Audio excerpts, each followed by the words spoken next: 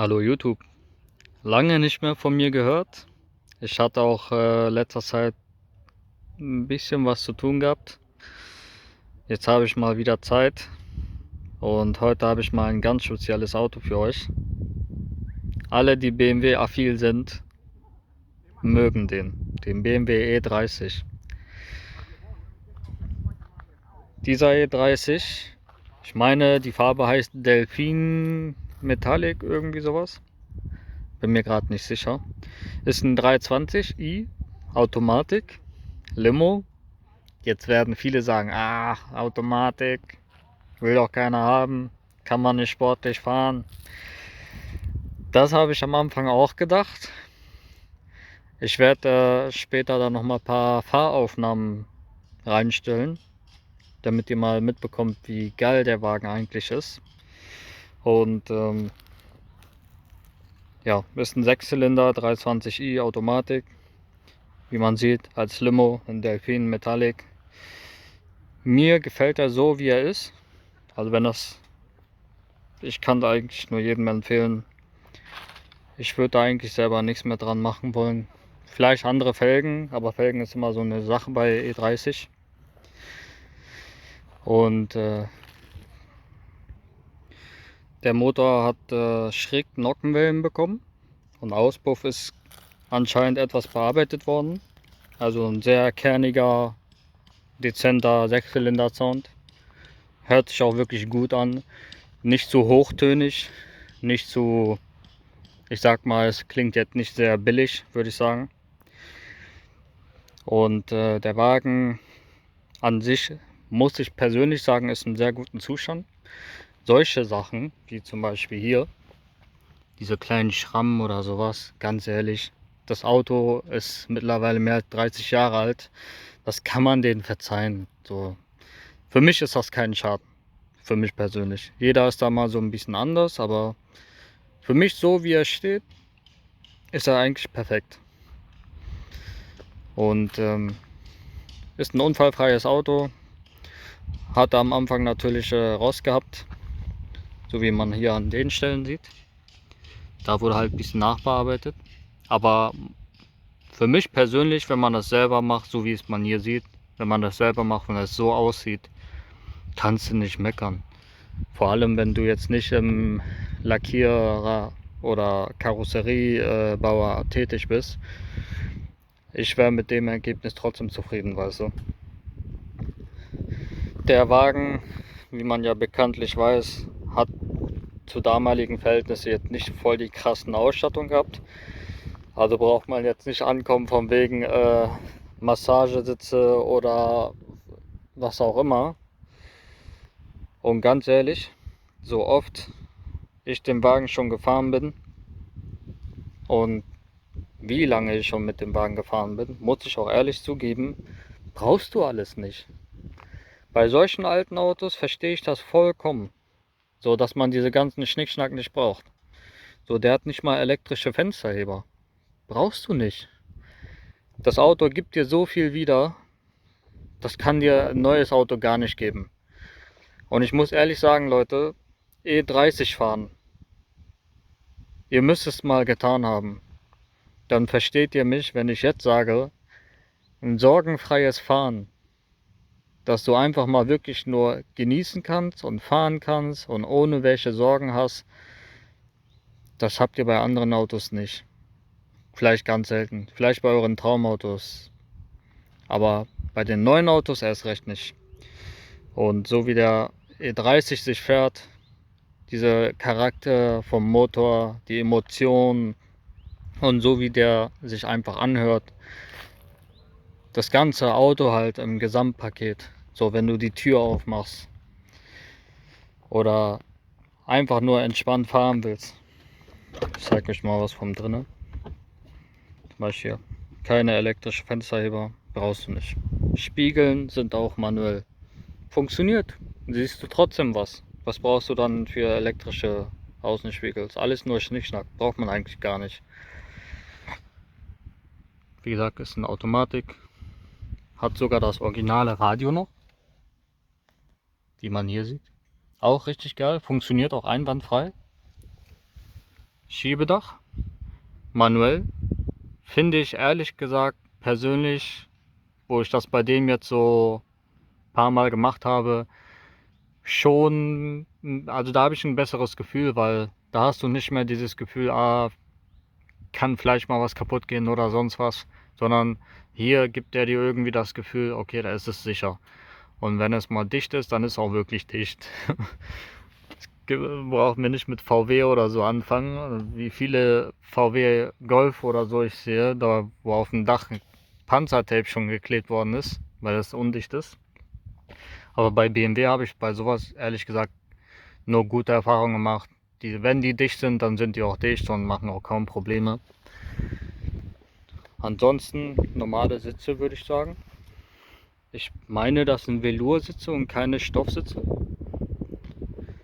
Und ja, Auto ist halt ein bisschen dreckig, also staubig von drinnen. Ich habe von außen ein bisschen sauber gemacht, aber drinnen werde ich den auch mal nachher ein bisschen sauber machen, ein bisschen Liebe schenken. Das Auto hat es verdient. Ich meine, über 30 Jahre, ich sag mal so, lebt das Auto schon. Und ich meine, er hat schon den Respekt verdient, den er haben sollte. Weil von neuen Autos zum Beispiel, es gibt Autos, die heute gebaut werden, zum Beispiel von 2022, wo du ganz genau weißt, okay, in 5 Jahren ist er schon in der Tonne, weil er nichts aushält.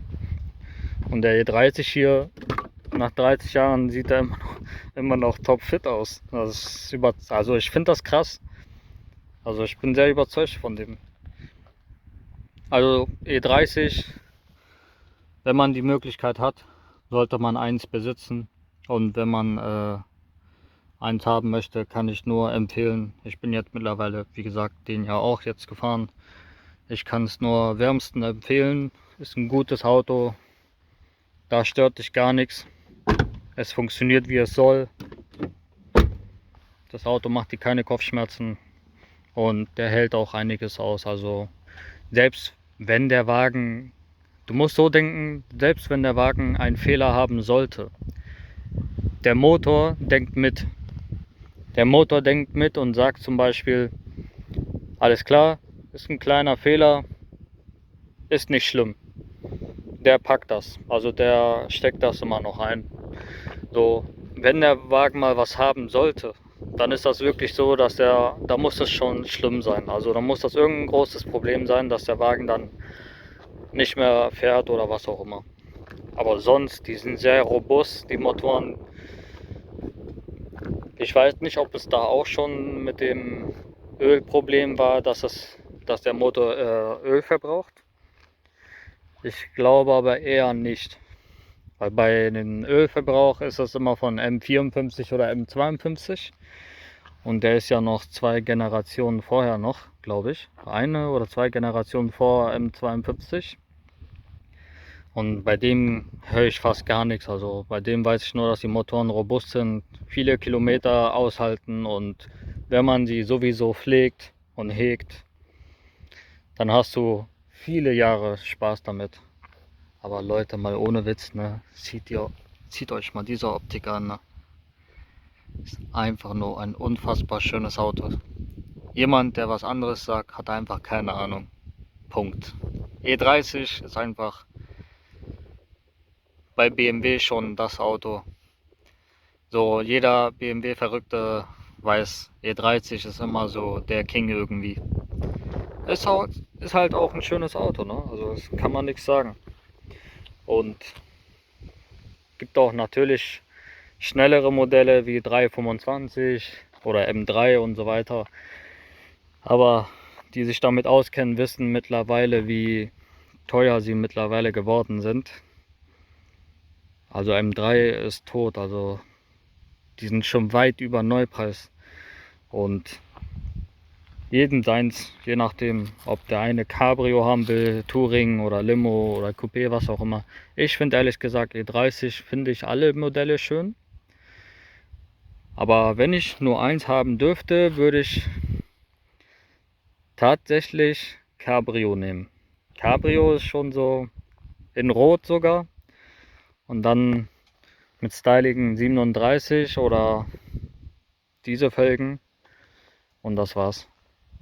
Schön dezent lassen. Und ich mach mal den Motor an. Ihr wollt wahrscheinlich auch den Sound hören, ne? Oder erstmal den Motor sehen. So, einmal hier den Hebel ziehen. Das ist auch nur Affentitten geil, ne? Dass es so rausspringt. Dass es überhaupt noch funktioniert, ey. Leute, über 30 Jahre alt das Auto und es funktioniert noch. Dann zieht man das hier so vorsichtig. So, und das ist der Motor. Anfang an, wo ich das erste Mal so einen Motor gesehen habe, das war, lass mich lügen, vor 10 Jahren oder so, dann habe ich mich gefragt, so, ja, wie kann ein Motor so aussehen, siehst das? Aber mittlerweile, hier, Delphin Metallic, mittlerweile muss ich sagen, das hat Stil, ne? Also, es ist mal was anderes. Sieht nicht aus wie so ein normaler, typischer Motor wie jeder andere. Also, es hat so einen eigenen Stil, finde ich. Finde ich sehr schön gemacht mittlerweile. Gefällt mir sehr gut. Wie gesagt, hat er schräg Nockenwellen bekommen. Und sonst ist eigentlich alles original gehalten. Ich mache jetzt mal den Motor an, dann könnt ihr ihn mal hören. So, wir sind jetzt im Innenraum. Wie die wackeln, die Tachonadel. Finde ich aber geil.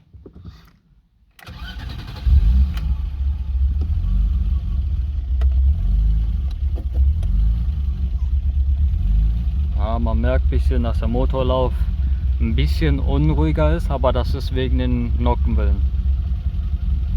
Gehen wir mal raus.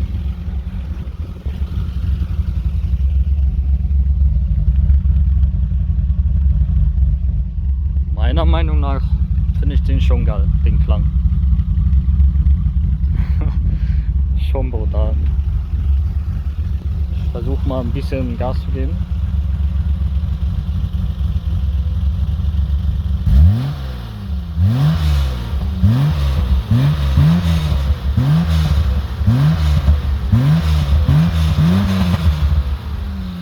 Blubbert auch schön ein bisschen, aber es ist auch ein echtes Blubbern und nicht digital wie bei den neuen Autos.